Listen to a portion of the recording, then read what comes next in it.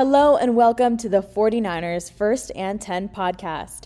10 minutes of the most up-to-date 49ers news first thing in the morning.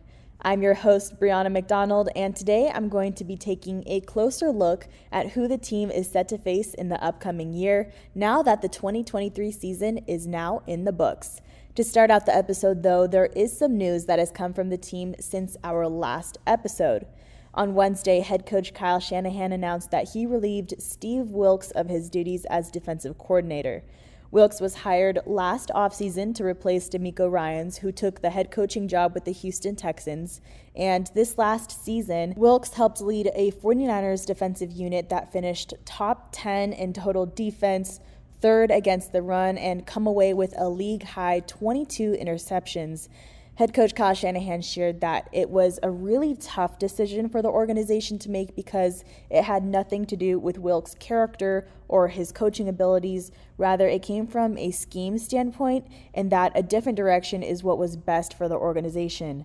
Shanahan went on to say that the search for a new defensive coordinator will include both internal candidates and coaches outside the building, as well as an open-mindedness to coaches with new defensive systems. Along with the change at defensive coordinator, there are some other confirmed coaching changes. Clint Kubiak, who was the 49ers passing game specialist, is headed to the New Orleans Saints for the offensive coordinator position. Former assistant defensive line coach Darryl Tapp is headed to the Washington Commanders to be the new defensive line coach. The former assistant head coach and running backs coach Anthony Lynn is headed to the Washington Commanders to be their run game coordinator. And the former assistant offensive line coach James Craig is headed to the Las Vegas Raiders to be their new offensive line coach. And San Francisco's team reporter Lindsay Polaris covered this story on the coaching changes within the 49ers, and that article is up on 49ers.com, so be sure to head over to the site or the 49ers official app to learn more about the latest moves there. Now for a couple of roster updates that came fresh after the Super Bowl in Las Vegas.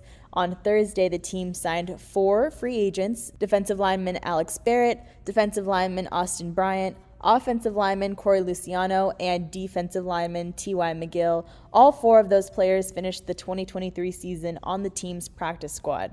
Then, on Friday, the team fortified their D-line even more with the signing of 2 other free agents to one-year deals. That's defensive lineman Ernest Brown IV and defensive lineman Raymond Johnson III. Ernest Brown was originally a 5th-round pick by the Los Angeles Rams, and he is entering his 4th year in the NFL.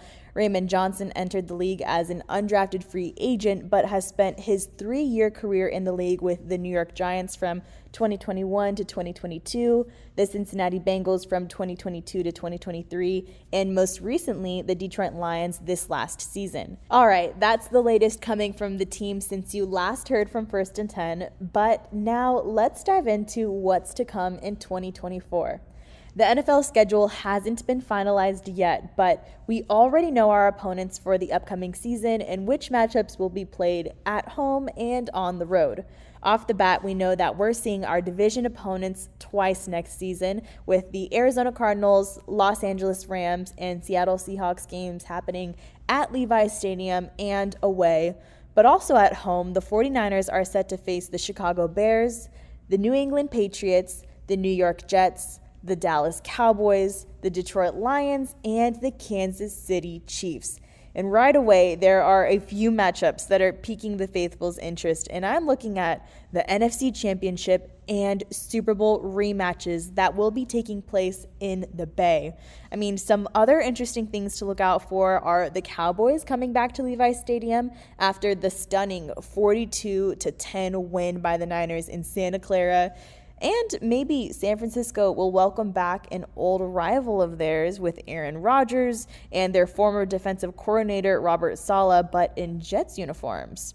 And as for the away games, the 49ers are taking trips to Green Bay to face the Packers, to Minnesota to face the Vikings, to Miami to face the Dolphins, to Tampa Bay to face the Buccaneers, and to Buffalo to face the Bills. So other former Niners coordinator turned head coach in Miami, going up against Mike McDaniel and running into familiar faces out on the East Coast. But one road game that stands out to me is the team's trip to US Bank Stadium for a rematch against the Vikings, who had the upper hand against the 49ers and won by a score of 22-17 in primetime during a Monday Night Football game in October of the 2023 season.